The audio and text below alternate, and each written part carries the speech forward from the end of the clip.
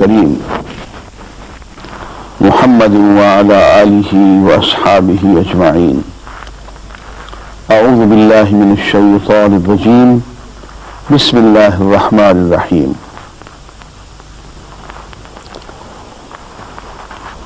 وإذا سألك عبادي عني فإني قريب أجيب دعوة الداعي إذا دعان فليستجيبوا لي وليؤمنوا بي لعلهم يرشدون.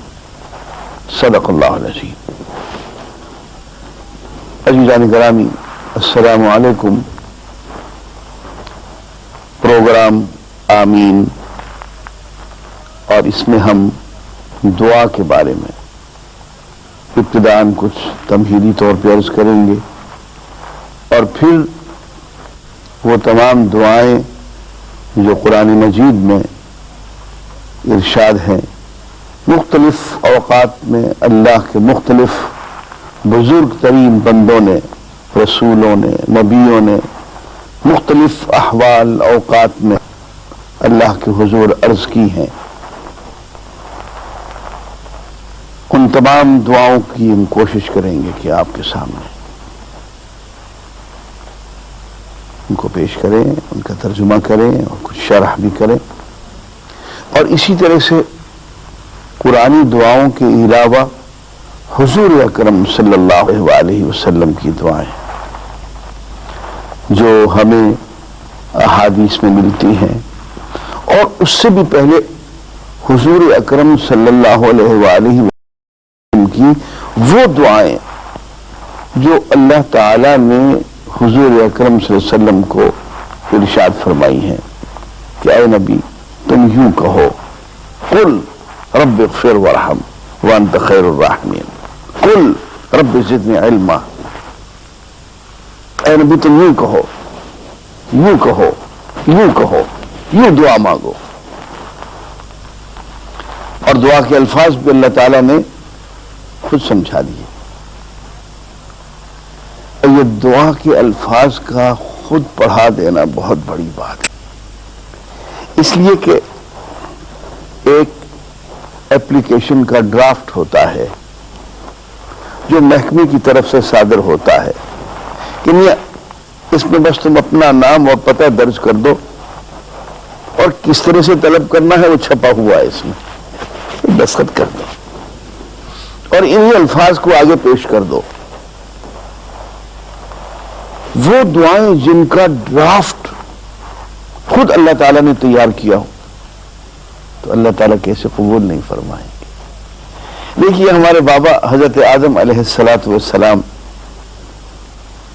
بہت ہوشیار آدمی تھے. شیطان کو بہت بری طرح سے پچھاڑ دیا. ہو گیا مقابلہ، غلطی شیطان سے بھی ہو گئی، ابلیس سے ہو گئی. اللہ نے حکم دیا سجدہ کرو آدم کو،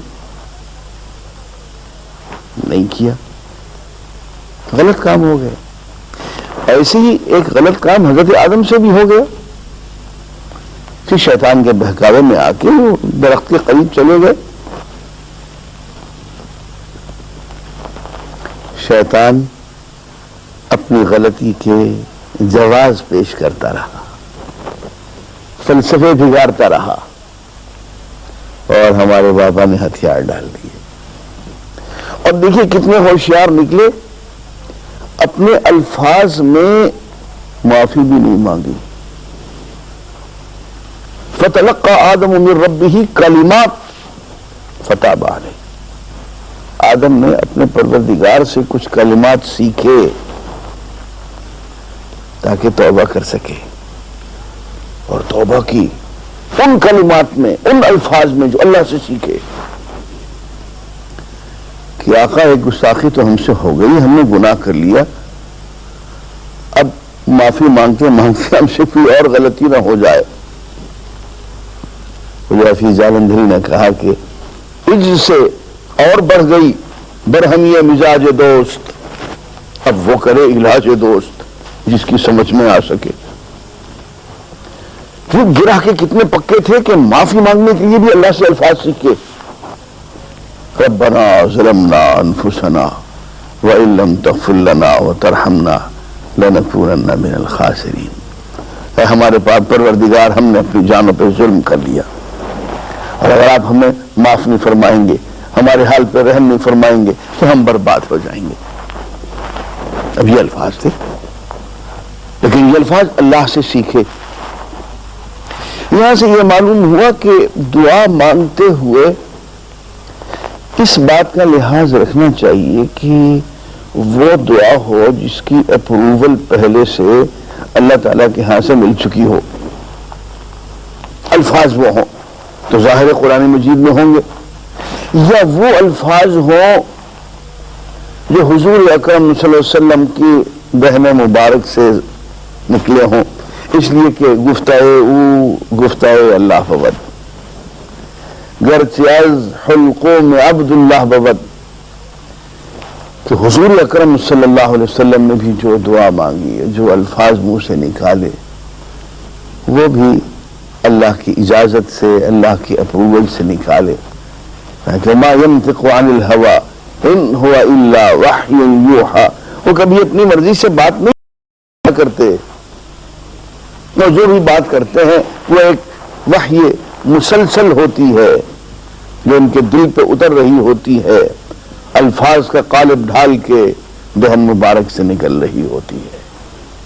تو حضور اکرم صلی اللہ علیہ وسلم کی جو دعائیں ہیں وہ بھی اللہ تعالیٰ کا ہی ڈرافٹ ہے۔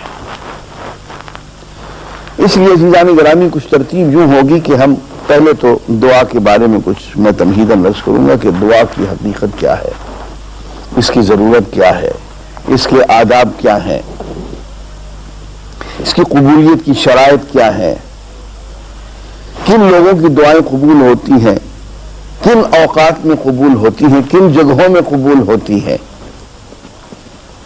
ابتداءً ہم یہ بات عرض کریں گے۔ اس کے بعد ایک اہم موضوع ہے اسم اعظم کا۔ حدیث میں آتے ہیں کہ اللہ کے ناموں میں چند نام یا ایک نام ایسا ہے جس کو اسم اعظم کہا جاتا ہے، سب سے بڑا نام، کہ وہ نام لے کے جب دعا مانگی جائے تو پھر دعا رد نہیں ہوتی۔ اور حدیث میں ایسی بہت سی دعائیں مذکور ہیں جن میں اسم اعظم آ جاتا ہے۔ وہ دعائیں مانگ کے جب آگے ہم دعا مانگیں تو دعائیں قبول ہوتی ہیں۔ تو اسم اعظم کے بعد پھر میں قرآن مجید کی دعاؤں پہ آ جاؤں گا۔ مختلف انبیاء کی دعائیں، حضرت آدم، حضرت ابراہیم، حضرت نوح، حضرت ابراہیم، حضرت موسیٰ، حضرت یونس، حضرت یوسف، اور ایسی دعائیں کہ سچی بات یہ ہے کہ جب ہم ان دعاؤں کو پڑھتے ہیں تو روح وجد کرنے لگتی ہے، روح رقصاں ہو جاتی ہے اللہ کے حضور میں، اور جو مانگنے میں لطف آتا ہے شاید وہ ملنے میں نہ آتا ہو۔ اور قرآنی دعائیں پڑھتے ہوئے میں ان دعاؤں پہ خاص طور پہ زور دوں گا جو اللہ تعالیٰ نے استاد بن کے حضور اکرم صلی اللہ علیہ وآلہ وسلم کو اپنا شاگرد بنا کے سکھائی ہیں۔ کیا نبی آپ یوں کہیں۔ اور ایک بات میں یہ عرض کر دوں کہ حضور اکرم صلی اللہ علیہ وآلہ وسلم کی دعاؤں کو اگر غور سے پڑھ لیں اور سمجھ لیں تو وہ ایک معیار نظر آتی ہے خیر اور شر کا، حق اور باطل کا۔ کوئی خیر ایسی نہیں ہے جو حضور نے مانگ نہ لی ہو، اور کوئی شر ایسا نہیں ہے جس سے حضور اکرم صلی اللہ علیہ وسلم نے اللہ کی پناہ نہ مانگ لی ہو۔ اور اتنی جامع دعائیں ہیں۔